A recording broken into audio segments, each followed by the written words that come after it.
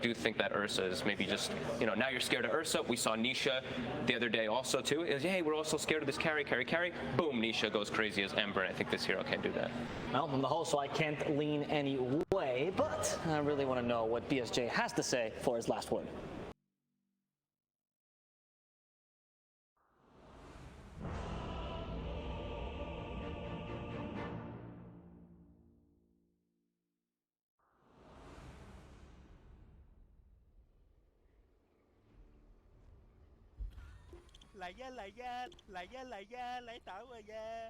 Prepare for battle.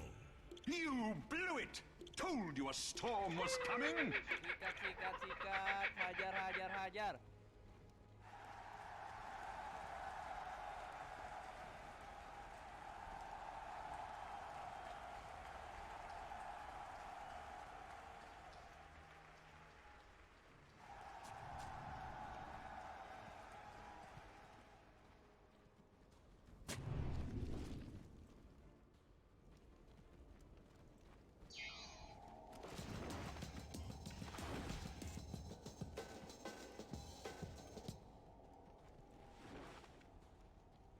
Thank you, BSJ.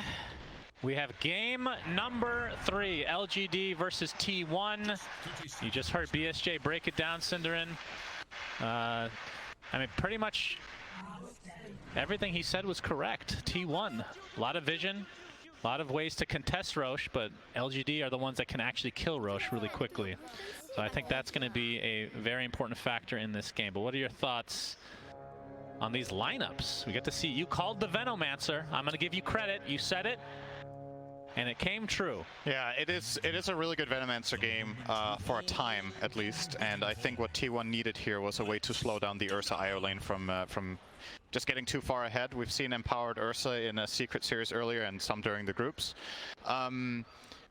My concern outside of that, I think T1's laning state should be really good. I think their lanes are very nice. Like the Veno ET lane is very strong bottom against Ursa +1. Yep. They're even starting as 3 right now, leaving Savage alone up top, 23 Savage on the Spectre. This is not going to be how to keep their lanes, of course. I want to know what T1 do when BKBs come out. Because I don't think they're going to dominate the lanes and the game hard enough that PSG.LGD don't get there. And that's my problem with the Dire lineup right now. They have nothing against BKB. They're actually going to have to kite for the full duration. Nobody kills during it. All you have is a little bit of a right click from Storm and Spectre. Unless your Elder Titan somehow finds the most amazing Astral Spirit in the fight. So I think as far as, you know, the metagame between these two teams with how they play overall in terms of tempo, how they want the games to go. I do like LGD's prospects after 20 minutes, so I think the challenge for T1 here is to get far enough ahead that they can handle that stage of the game. So all about the BKB timings for PSG.LGD. And yeah, you're right. We've seen that Empower Ursa kind of just snowball. That's the one thing that Ursa kind of struggles with is farm, and when you can give him Empower. I mean, there's even a time where Ursa, oh, nope, no first blood this time. As Zephyr is going to get skewered back into the tier. Oh, no! So first blood technically goes the way of T1. A little bit of miscommunication, but a little gift. You don't see that every day. That's funny. I'll say it. That's funny. So Zephyr getting first blood, he gets full Tranquil boots off of this on his Elder Titan. It's going to make his way down toward the bottom lane. Y doesn't get anything except a long, slow walk up to top. Faith Beyond, I think, got about half the gold of that kill, roughly. Is eyeing up a Helm of the Dominator. Cuckoo bottom.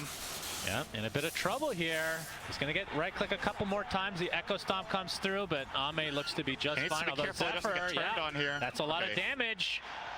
He's going to try to Earth Shock to safety, and you can see just ticking away slightly thanks to Cuckoo. Very, very annoying here to deal with, as has been his trajectory in Dota history, action. Of course, some changes made to him recently. Poison Nova doing percentage-based damage, so technically scales better than he used to. I mean, how much of a difference has that made from the games that you've seen from Veno in this patch? It's one of those things that's hard to see, right? Because the damage is so slow. It's like, it's not really noticeable until you look at the post game and compare it to like similar games historically.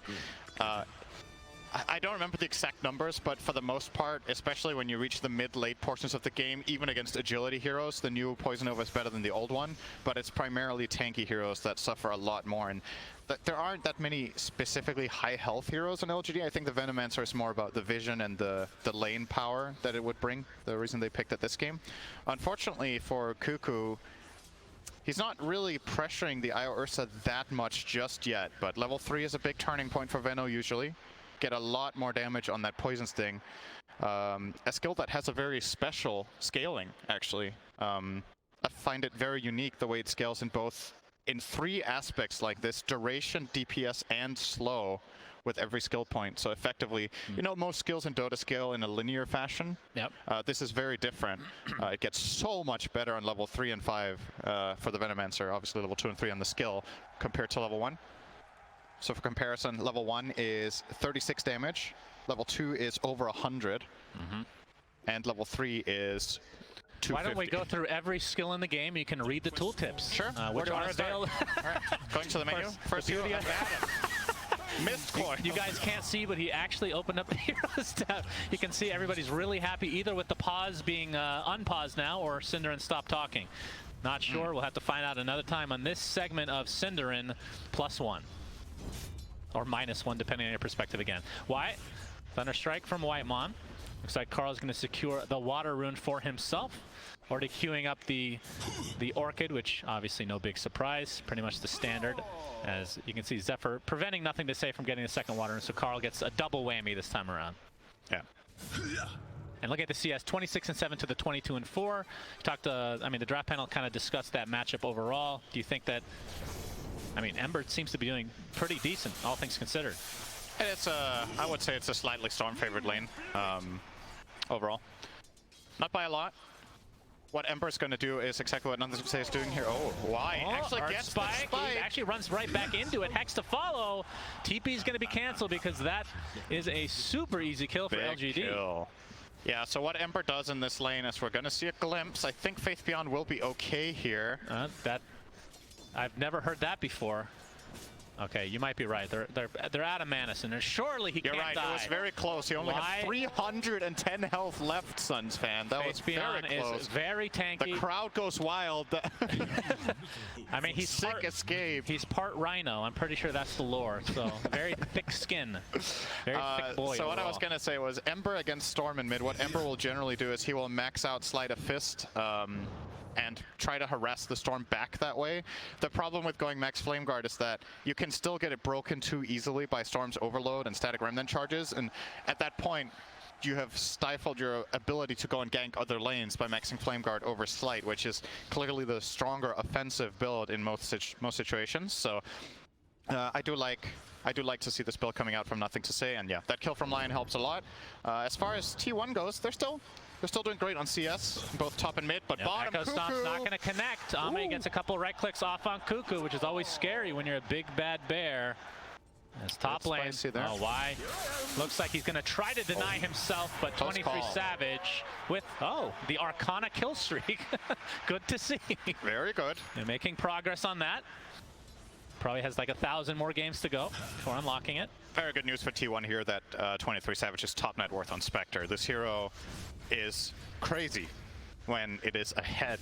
I want to say, just as a gut feeling, maybe one of the highest win rate carries of all time when it's top net worth at like minute 20. It's just crazy how well Spectre scales in a lot of games. Well, to be fair, it did used to farm really poorly. Yeah. So if it was top net worth at that point, then that's a little different story than nowadays. It's still a lot worse than most carries at farming, though, right? Like it's still slower. The Falcon Blade build-up and the jump in from Storm, but it looks like Cuckoo wants to play as well.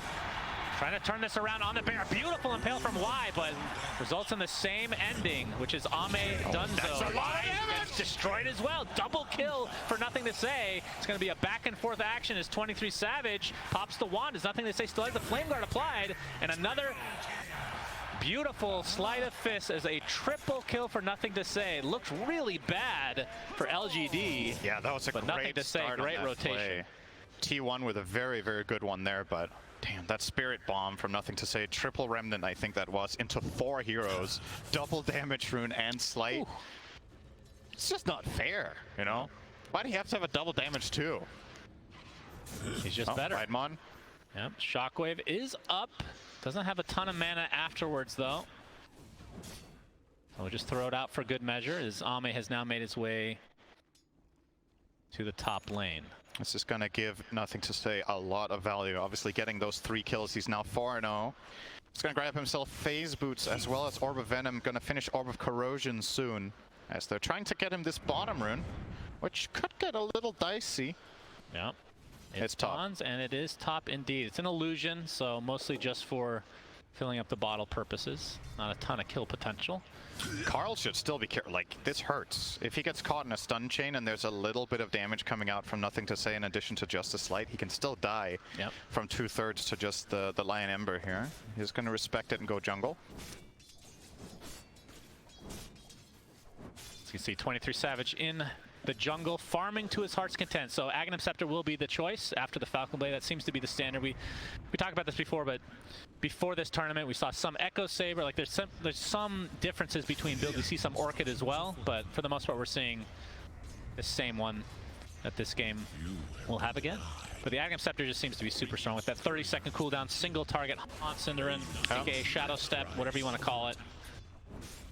Do want to point out an interesting detail here from LGD. Yes, we are seeing the mid push, but XinQ has a really early level 6. He was level 6 minute 8 on the IO, and he was playing bottom lane alone against the creep wave, while Ame was alone top against the creep wave. So these two heroes were not playing together, and they were just still managing to maximize, finding farm in both lanes at the same time. And now this mid tower, uncontested. Really surprised that T1 didn't try to do something here with their Elder Titan and maybe Veno defending, but they just willingly give up the biggest tower in the early game. Well, let's talk about Veno. I mean, Cuckoo, oh, we're going to see the Earth Spike come out first. As he relocate on the way with NothingToSay. RP from Faith Beyond. Down goes Spectre. Big kill for LGDs. Carl looks to be at least trying to clean up the residual damage here. As there ends up being a trade of supports after the fact, with a big kill, obviously, on the Spectre for 23Savage. And they relocate back to mid, and they're going to find more. Maybe Carl. Yeah, he gets caught with the Searing Chains. He's completely surrounded. Not a ton of mana to work with. Cannot get to the low ground. Shockwave and completely surrounded. But Echo Stomp is there. Nice dodge from NothingToSay. Another kill goes his way, Cinderin. This is quite possibly the best start that I've seen him have this tournament. This is God tier status right now. Yeah, he's had enough of playing DP. Now it's time to go. It's like, all right, we gave you I mean, do you know if the DP, the one that they lost against Secret, was that the only other time they picked DP? I don't know if it was NothingToSay playing it or Faith Beyond. I actually don't remember, but I know they played it in that game. I don't know if it was the only other DP game they've had. Gotcha. Yeah. He's popping off in this game, that's for sure. Cuckoo is next. Find Cuckoo, and the finger of death from Y. LGD clicking on all cylinders in this game. This is looking scary if you're a T1 fan, just because of how insanely fast a game like this can go with an Ember having this kind of a start. You know, it's not just Ember, he's playing with IO. Yeah. So you get that extra mana funnel all the time. It might not seem like much to get the attack speed from Overcharge, but all of it just adds up, right? It just compounds over time. We have a Haunt with a Static Storm. This is going to be a big kill for T1, and they find Ame. NothingToSay has arrived. He's too late. Ame has had a pretty good game up until this point. Talk about it in just a moment to see if more action comes here as Zephyr, NothingToSay, has the Empower. There's the Searing Chains. Trying to dodge the Echo Stomp, but will not be able to. Zephyr with the TP out. So, all right, forget about this last kill for a second here, Cinderin. Cuckoo, Venomaster, you talked about one of the big reasons. I know it's not the only reason, but one of the big reasons you pick it in this game is because Ursa has a hard time against it. They just switched lanes, and Ame has had a really good game in terms of farming, all things considered. Was this worth the Veno pick, or is there still more to come that we should look forward to? I think this is already concerning. They would have probably liked it to go better than this, but the Veno against Ursa is just a lot different when there's an IO, I think. It's just you have so much more regen coming through. Yeah. So that extra bit of move speed and overall mobility in lane really helps. Oh, Nothing to say. He might just kill Whitemon here, honestly. The glimpse, but the remnant is out, stuck inside the kinetic field, but does not matter. Nothing to say. Completely dominating. 7-0, and this is going to open up space for Ame to get inside the Roche pit. Has the Morbid Mask, going for the Diffusal Blade. And this should be a freebie. 12.5-minute Roche. Depending on how long this game goes, Cinderin, we might see 10 Roches. Can we get to double digits? Ever? That was a very random comment. I don't know what to say to that. Why are you suddenly thinking of 10 Roches? I don't know. I get really excited by Roche. I feel like he's underappreciated by the masses. His lore is very interesting. All right, you get 10 seconds to sign a new drop from Roche after Refresher Shard and Axe. Bloodthorn. That's not a new design, you're just putting an item on it. Well, that's what's already being put. All right, Refresher droppings. Okay, what does that do? It's like a worse version of a shard. Why would the 5th one give that? But then if you get all 3, Ags, Shard, and Ag Shard dropping, it becomes Exodia. Okay. Which is like a Mega Ags. Okay. Yeah. A Gaben level spell, if you will. You cannot complain about any of my suggestions ever again. Great. Spirit Vessel on Cuckoo. I can't do worse than. I actually can't come up with anything worse. Well, so. That's what we thought about the Aghanim Scepter on Lycan. But Slacks is a genius. So Apparently. Cuckoo has a Spirit Vessel Syndrome, but like you said, I mean, he doesn't have any charges. That's definitely an issue. Hasn't really been participating in a ton of fights right now. This bottom tower looks to fall. Oh, Carl might be in some trouble. Do they have the damage? Absolutely. With the Finger of Death and the nice setup continuing to happen with Nothing to Say's chains. Again, Carl's voice line usage is just not, like, you just got burst. Why do you love it? I think I'm pretty sure he just randoms whatever voice line. He uses whatever. Yeah, of course. It's just funny that there seems to be an emerging pattern of Carl's voice lines just not necessarily fitting the situation. I guess that's a good way of keeping morale high, you know, laughing at your own misery a little bit. Yeah. That one fits a lot better. Yeah, that's a little better. Yeah. He had to search for. He probably just binded that now, just to make sure he could use it. Did you say binded? Bind it. Oh. It's just like, do I have to lecture you about verb inflection once again now? All right, Diffusal picked up by Ame. I'm just going to ignore. That's an old school one, actually. You're going to ignore your insult again. Yep. Nothing to say. You never learn from it. Just creating so much pressure for T1. It's going to be a smoke move here, I think. This would be, if they could find Nothing to Say right now, this would be pretty big because he's getting close to finishing BKB. See why, but... Yeah, the Plague Ward's giving that vision. Spectral Dagger comes out. Nice little detail with the Perch Creep, by the way. Will be very helpful against Veno. Yep, that's true. They have the little Satyr Banisher is going to follow them around here, being controlled by Faith Beyond, or, well, whoever he has shared control with, of course. 2.5 minutes with the Aegis. I mean, what is LGD, what's their timeline here? This is a lineup that wants to finish earlier, I would assume. They don't want Spectre to get ultra late game. It depends. Like, if you have this strong map control and you keep pushing all the lanes and you find kills frequently, I don't think your lineup is severely worse late game. You have 2 melee cores that use Empower, BKB piercing stun from the Magnus. Yeah. Lion is always going to be a late game wildcard hero because of how strong disables just are. And IO, one of the best late game supports too. So I'm not really I don't think LGD should be too concerned with it. On paper, Storm Spectre look amazing. Veno often falls off kind of at some stages. And unfortunately for Cuckoo, he hasn't really ever had a massive impact in the game yet. Well, yeah, it just hasn't been any fights yet, which, to be fair, that hasn't really been an actual team fight. It's been kind of this scattered, I mean, Nothing to Say is just all over the map, essentially, with the IO support. Yeah, and he has the BKB Orb of Corrosion, right? So you can really tell that LGD have an understanding here of what is the one problem we have is if we get caught by spells. Yep. So a lot of the times Ember's in this position will not go for the straight BKB, but get like a Maelstrom or another build-up item. But he feels like he has enough damage with just the Empower and the Orb of Corrosion, and with this BKB he's honestly invincible. If he gets it off, he's never dying while that's running to this lineup. So kind of enter God mode there. Yeah. And with this Aegis, I mean, I'm guessing there's no pressure from LGD to try to use this Aegis in any specific way. Just continue with map control, try to get some objectives, but you don't have to go ham, so to speak. Of course, Spectre is getting close to Ags here. You think they're going to try to do something with this 40-second timer? Maybe if they find a fight bottom and the relocate here, they could consider diving tier 1, but I don't think T1 is even going to give them a fight for that T1 tower. I think it's just going to concede it here. They know that they're in a very disadvantageous position right now.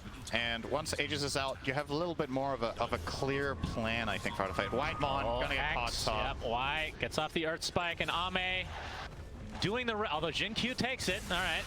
They still have relocate bottom. Okay. And NothingToSay pops a BKB. TP's coming as well. Cuckoo gets off a Gale. Not really going to hit anything. But they... I mean, that's actually pretty big. They forced out that big BKB charge for NothingToSay. That was a great disengage from T1. They get the BKB, they back off.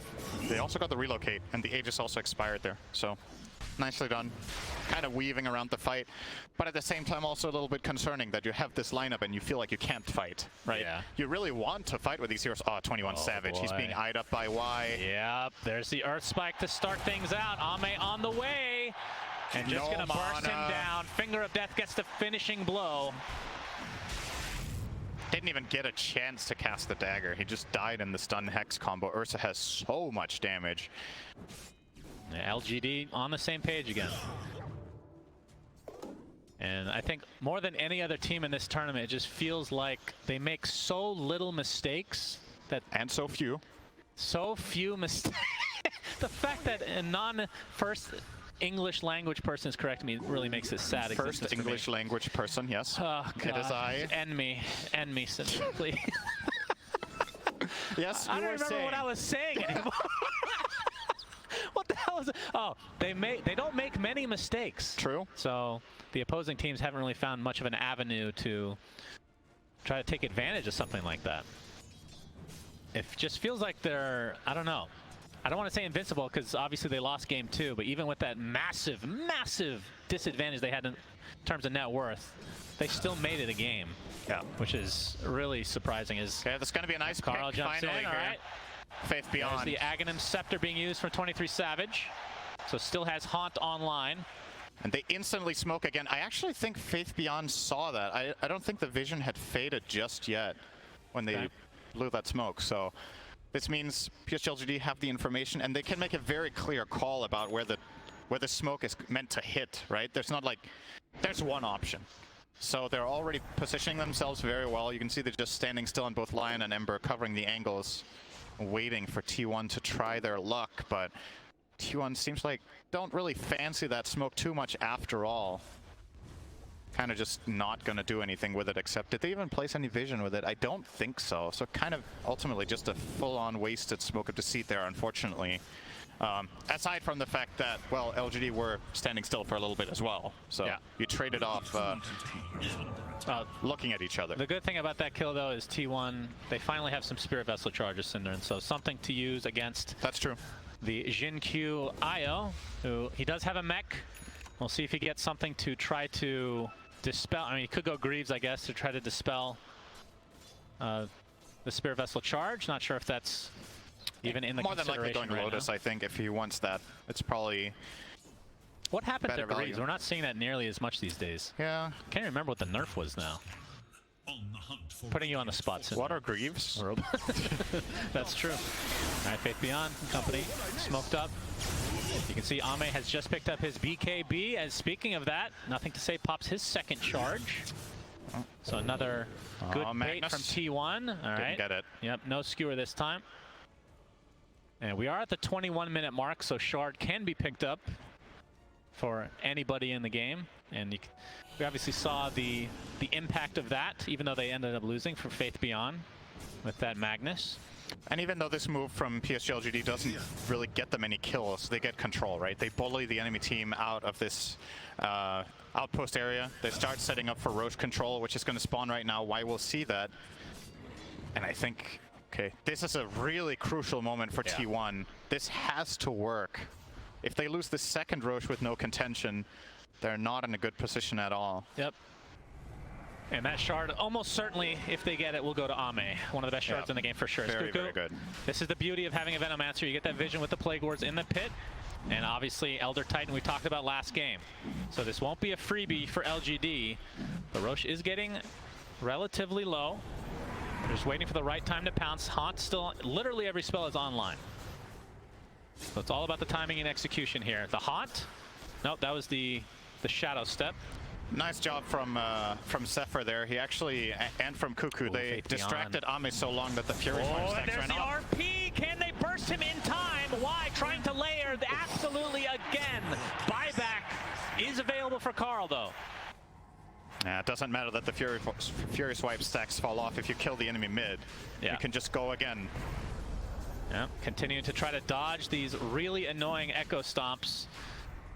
Will they force the buyback or will this just be given up? Looks like they're just giving this up. So second Roche the way of LGD, and Ame with the shard, which he's not actually putting in his inventory yet. There we go. Maybe they want to give it to Ember? No, this one's way too good. This is very, top 5 very shard good. in the game. It is very Every good. time he overpower or earth shocks, he will get an enrage for a second and a half. Yeah, I remember Super when the strong. shard came out, you rated this the absolute best, I think. Well, it was 2 seconds or more. I can't remember. Was it 2 seconds? It was better before, yeah. Oh, that's crazy. I think the cooldown of Earthshock might have also been lower then. Yeah, they nerfed that aspect as well. Okay. So there have been some slight nerfs, of course, but still extremely strong. I mean, just being able to preserve your ult.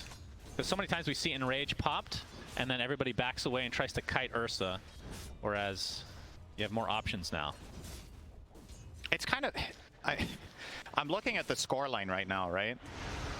Wait for it, Cinderman. Static Storm after the Yules. All right.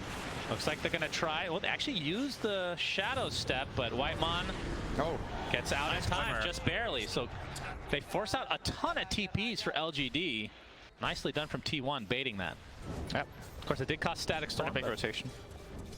Sure, all is well. Isn't it weird for you to see Ursa so far ahead on the net worth with 0 kills? I feel like that's such an uncharacteristic Ursa game nowadays. And power time, I guess. And power and just the overall, you know, they got Roches, they got towers. I was like, I wonder what his KDA is. He's 0, 2, and 4. Ame's just been farming a crazy amount because of the map control they've gained, but the kills, more or less all of them going on Nothing to Say. Also, I picked up Fey Grenade. That's actually not too bad. Gives them the extra movement speed, and obviously any additional procs of your passive is going to be very nice to have, especially at range for a melee here that can get kited so easily. Yeah. Carl is setting up top, but this play doesn't really exist. He can't solo the Ursa. He's just going to leave. Yeah, and this lead is just continuing to balloon. So 8K now for LGD. So you can see their win probability at 73% currently. But T1, I mean, they have options. We talked about the high ground defense of Elder Titan. Spectre is obviously god tier late game. Same with Stormtree. The only question mark really in my mind is Veno, because we just haven't seen a ton of this hero in this patch. Is Faith Beyond? Shadow Step was there, but... And let's keep in mind, we saw a game of IG versus Spirit with what Spectre Storm can do when they're doing well. If you do equalize this game somehow, there are so many ways of finding kills with these two heroes together. Once the Spectre gets the Aghanims, which he obviously has, but they're just unfortunately too far behind to really take initiative right now. Yeah, Whitemon spotted out. Easy kill. Glimpse doesn't even break the tether. As LGD getting whatever they want. So still 3 tier 2 towers existing in each respective lane, so they're going to have to get through those. And in terms of their tower push is not good for LGD. That is one saving grace for team. When you talk about high ground defense, plus the fact that you don't have a real tower hitter, per se. Yeah, it is going to take a little bit long. They will get a siege creep in here now, though. If they have Glyph, they could keep it alive. They don't. Cuckoo, Nothing to Say, catches him. You can see Isla relocating. Ame wants a kill, and he'll not get it. Nothing to Say taking that one, although Ame did find one earlier, Cinderin, so finally getting rid of that goose egg. Goose egg? Goose egg, yes. Ah. Huh. I haven't heard it called that much, I think. I am a boomer. Yeah. No doubt about that. I always have some TPs top. 23 Savage. A lot of mobility for him, and will be a difficult kill. Just popping the Shadow Step constantly. It's only a 30-second cooldown, of course. Why? Glimmer? Oh my god, if he finds Savage here. Oh, he glimpsed it for a second. Oh, the horsey. Not enough. Not fast enough.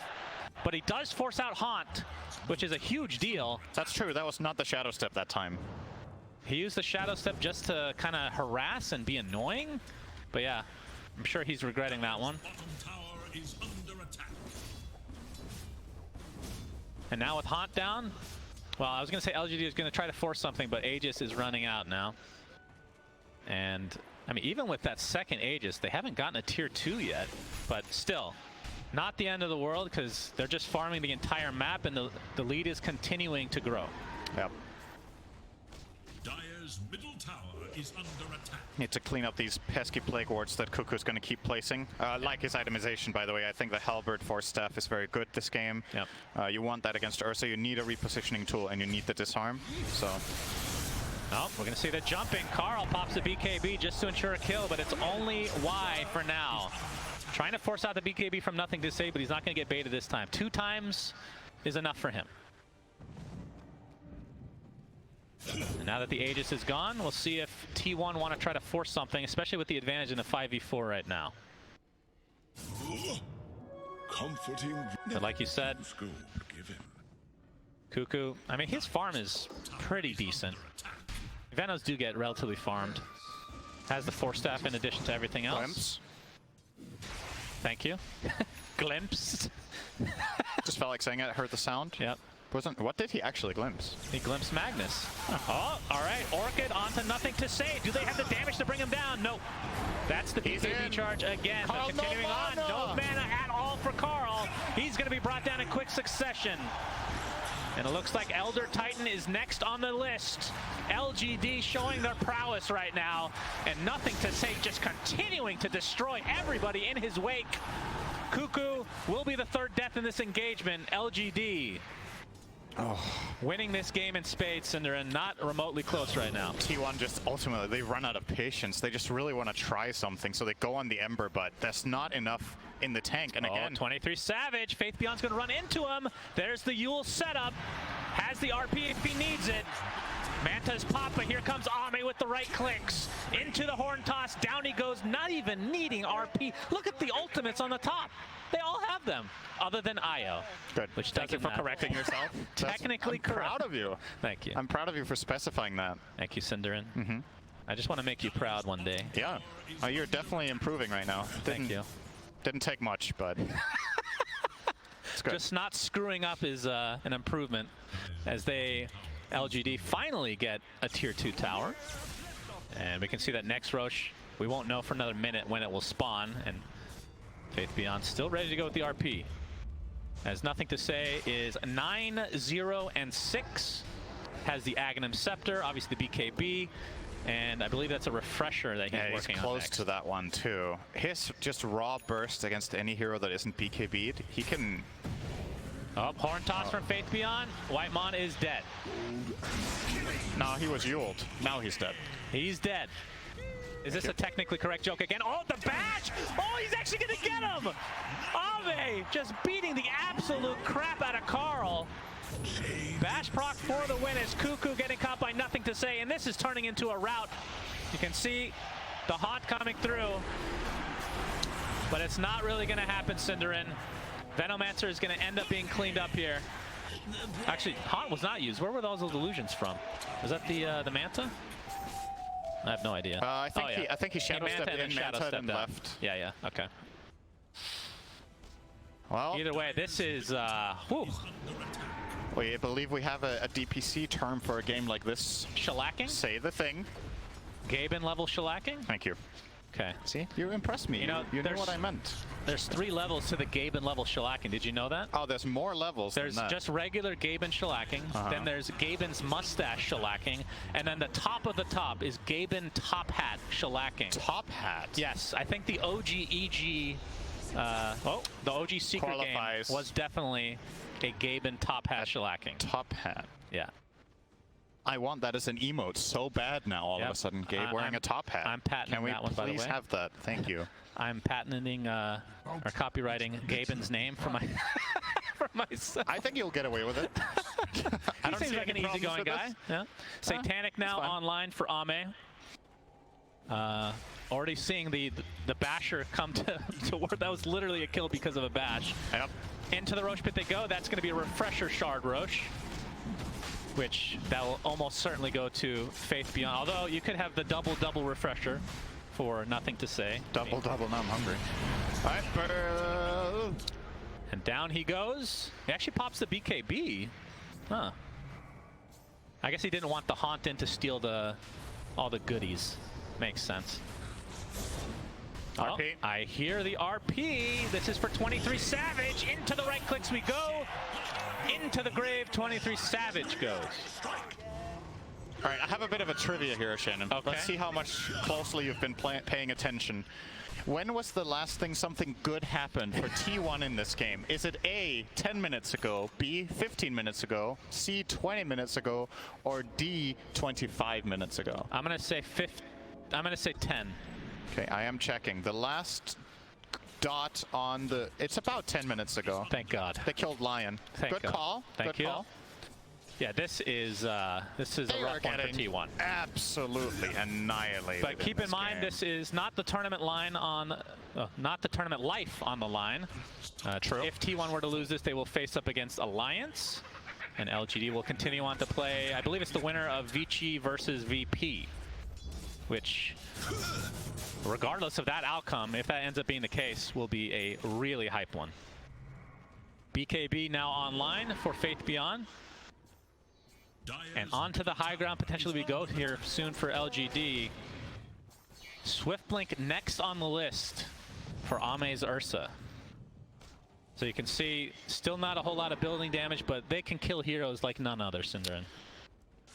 Yeah, I'm trying to find a solution right now for T1 for how to approach a fight. So since they can't deal damage to the BKBs, you need a way to poke these 3 BKBs the enemy cores have, reset, and then re-go. I think it's going to have to come down to some sort of crazy static storm that they get set up through maybe an Ag Storm Vortex. Oh, the jump in. They'll get that one. Yep, they'll find one. It's been 10 minutes since he died, apparently. Yep. So it was we reset time. the counter. Something good happened for T1. They when did did it. T1killlast.com? The clock is now 0. Oh, Carl, relocate is coming, but he's going to zip away. Zephyr probably not going to be so lucky. He gets whipped into oblivion, and the bash ensures the kill for Ame. Going to be relocated back here to the mid lane. Clean up some illusions. You know what they could use is a leveler. True. Will that drop? That might be the best item to get for PSG.LGD right now.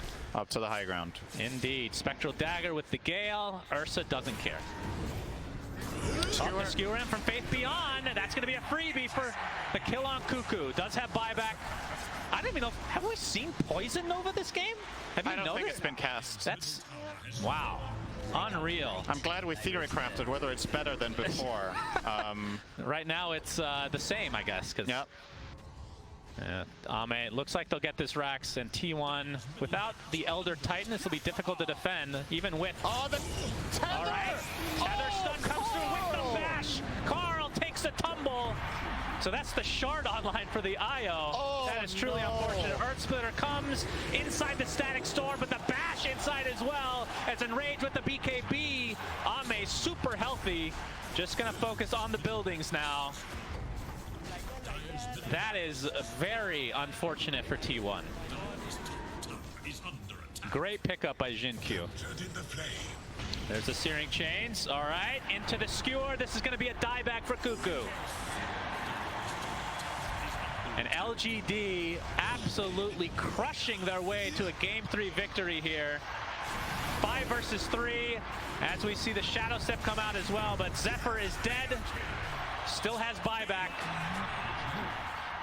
And now more buildings to go for LGD. 45 seconds with the Aegis. And again, their building damage is quite bad, but there, again, the skewer with the Horn Toss setup. Do they have enough to actually take out 23Savage? Indeed. He does have buyback as well, though. Faith Bell will be fully healed by the cheese as well, so it almost looks like PSG.LGD haven't even been fighting yet. They have full resources on every hero except Lion, missing a little bit of mana, pretty much. And that is 2 full sets of racks down. Are we approaching the top hat? This or this is maybe mustache level. Mustache level. Yeah, this is mustache level. I mean, they do have 9 kills, so Notice the voice chat line being used by Cuckoo there. Nothing touches the heart like my venom. Arguably, your venom doesn't touch anything, rather. Yeah, I would like to see the Poison Nova used at least. One Poison Nova before it's over, please. Yes, Let's go. The jump in.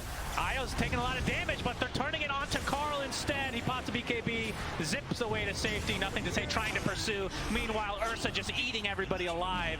GG is called. Poison Nova not cast, Cinderin. And LGD take game 3 in very, very convincing fashion. And this is the team that we've been seeing throughout the entire group stage and now on the main event. Yeah, when LGD are on, they're on, man. That was just not even close. Like, T1, they had to try to find some earlier fights to get value out of their Veno, but it was just PSG.LGD making all of the